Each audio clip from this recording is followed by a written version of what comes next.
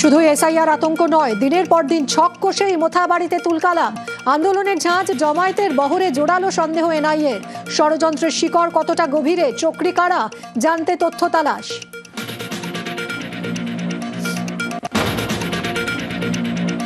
মোথাবাড়িতে মগজ তোলায় এসআইআর এর নাম বাদ গেলেই জোর করে সীমান্ত পার, গুজব ছড়িয়েই কাজ হাসিল। কালিয়াচক, সুজাপুরে, নারায়ণপুরেও একই দাওয়াই, সন্দেহ এনআইএর।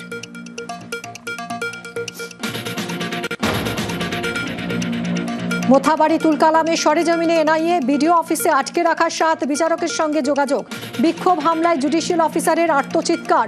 ভাইরাল ভিডিওর মহিলার সঙ্গেও কথা তদন্তকারীদের। কলকাতাতেও খোঁজ খবর।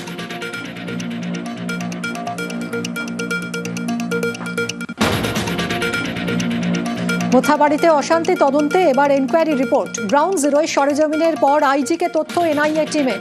একাধিক ফুটেজেও নজর তদন্তকারীদের। খতিয়ে দেখা হচ্ছে পুলিশের ভূমিকাও।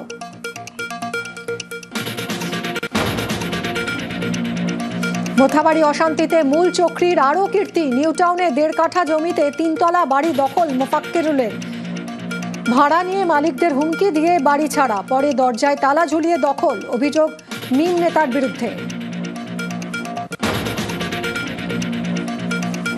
অধীরের প্রচারে বহরমপুরে দফায় দফায় উত্তেজনা। বটতলায় কংগ্রেস তৃণমূল মুখোমুখি।